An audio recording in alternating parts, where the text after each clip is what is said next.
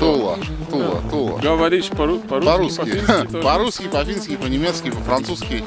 Вообще полиглот, красавец. Одним словом, здравствуйте. И сегодня, поскольку у нас традиционно с Димой ведутся очень интересные, расширяющие кругозор, буквально взрывающие сознание передачи о Финляндии, сегодня я предлагаю взорвать очередную тему. Называется она «Прописка». Вот Дима мне рассказал, что в принципе, хотя всем в России известно, что такое прописка, объяснять дополнительно не нужно. А вот оказывается, Дима говорит, что в принципе аналог прописки существует и в Финляндии. Давай, пожалуйста, раскрой. Правильно ли я понял вообще тебя? Слушай, это как бы не такая прописка, как штамп в паспорте, да, который у тебя ставят, и ты с паспортом ходишь. Да. Но у тебя есть своя привязка. То есть, грубо говоря, у каждого финна у него есть свой идентификационный номер, или который называется номер социального страхования. Да, произнести сложно. Я это понимаю. Это набор цифр, куда входит дата рождения, еще какие-то цифры, я не знаю, как они их выбирают. Я думаю, что там ПРНД какие-то. Смотри, подожди. Я вижу, человек соблюдает правила. Наверное, выпил лишнего. Вот говорят, в Финляндии соблюдают правила. Ну ладно, давай, мы не об этом, давай про прописку дальше. Ну вот, этот номер, в него входит дата твоего рождения, например, 15.08 там августа 15.08 года. Например, да, я родился. И дальше там еще набор цифр, их обычно 3-4 цифры, насколько я помню, бывает 5, наверное. То есть такая комбинация, в принципе, как... Она есть у каждого. То есть не слегка приоткрывающая какую-то зависимость. Нет, она, короче, идентифицирует тебя как человека. И если тяжелый. У тебя вот есть твое имя, там, Александр Смирнов. Есть. Но оно не самое главное. Главнее является вот этот номер, который не меняется в течение твоей жизни. Ты можешь стать не Александром Смирновым, а Александром Смирнов, например. И что, это все будет отражено в этом номере? Вместо Саши измениться как какого-нибудь там Пашу. Пашу. Да, или Пепку. Я не знаю. Но номер социального страхования у тебя останется тот же самый. И этот номер социального страхования, он нужен везде. Куда бы ты ни пришел. Можно его, в принципе, при рождении сразу вытатуировать на руке. Но если ты хочешь, например, подключиться к оператору мобильной связи и купить не просто сим-карту, prepaid, так называемую, про которую мы рассказывали, а контракт заключить. То есть купить за 1 евро iPhone, да? Нет. Ты приходишь, подключаешься. Да. И в конце месяца, когда тебе приходит счет, не когда ты заранее платишь, как обычно. Да.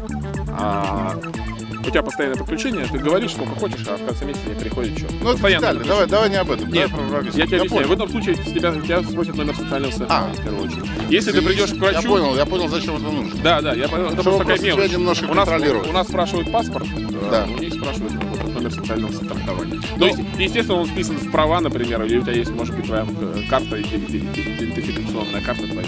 Хорошо, нет, но это у нас тоже есть, у нас ИНН какие-то есть. Вот, я говорю. Социальное страхование какие-то. Просто я к тому, что нам говорили, что прописка, она не нужна. Так какая что прописка это какой-то... Пожалуйста.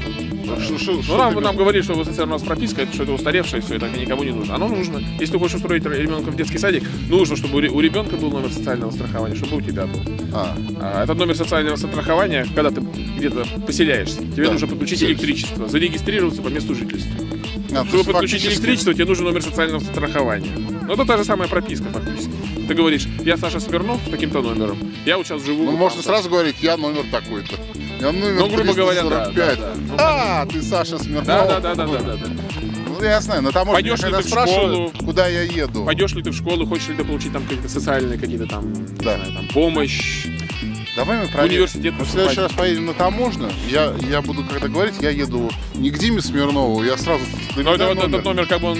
Я еду по этому номеру. Этот номер, он как бы не то чтобы он секретный, но просто не рекомендуется сообщать, потому что ты можешь с помощью этого номера взять, позвонить в электрическую компанию, переключить меня на другой тариф. То есть вот так вот просто? Да, когда ты можешь позвонить и сказать на ломаном английском. Но это будет забавно. Я вдруг с ни с сего. Да, этого номера даже по телефону его достаточно произнести, чтобы тебе поверили, что это ты. Нет, если ты придешь получать визу или поступать в какой-то университет, с тебя потребуется карточка, права, где этот номер тоже вписан, например. А в каких-то простых ситуациях его достаточно просто сказать. Но тем не менее он есть, это реально прописка, без него не прожить. Как только я приехал сюда, в Финляндию, я приехал сюда учиться, первым делом мне выдали этот номер. Ага. Ну, предполагалось, что я здесь проживу как бы не 1 месяц, как турист. Ну, ты и прожил здесь не один на полгода. Месяц. И первым делом я пошел, и мне выдали этот номер сразу, и все, он как у меня есть, так он и есть. Это есть, и он есть прописка. После этого я пошел поселяться в жилье. В жилье? Ну, вселяться в жилье, да. Он совсем финским языком стал забывать там сразу требует я пошел поселяться в жилье. Но без этого номера ты ну как, там не поселишься. Ну, я понял, не поселишься в жилье. Зарплату тебе без него платить не буду. Хорошо, я понял. В общем, вот такая история получается с регистрацией в Финляндии. То есть, как бы формально нету такого термина регистрации. Ну, штампа в паспорте. Штампа в паспорте. Но а есть жесткая привязка все равно. Да. Вот как бы это не знаю, хорошо, это плохо, это кто-то... Слушай, я думаю, что это хорошо. Говорят. Благодаря именно этому все люди, они как бы находятся не под контролем, но ты не сможешь не заплатить штраф за парковку, потому что все известно, что боятся, что будут контролировать не те. Просто вот ты свою машину оставил в неположенном месте вот сейчас. Пройдут, увидят твой номер, увидят, кто такой Саша Смирнов. Ну, какая я скажу, я номер социального страхования. Хочу снять, вот рассказать про вот эту страну. Нет, ну просто благодаря этому я думаю, что финны и платят все эти штрафы регулярно, соблюдают правила, потому что все знают, кто где и что и как. Где и что и как. Поэтому... А когда у тебя нет прописки, ты неизвестно где там шляешься, короче. То ли ты Саша Смирнов, то ли... Понятно, пошла глубокая теория, глубокое изучение последствий, возможностей. Вот такая ситуация, я надеюсь, вам понравилась эта история. Дима. Хей-па? Хей-па, он вспоминает каждый раз, кого-то посмотрел на меня. Что, как это? Очень трудно говорить. Это я ему просто рассказал, как это делать. Очень трудно. Все, пока. До свидания.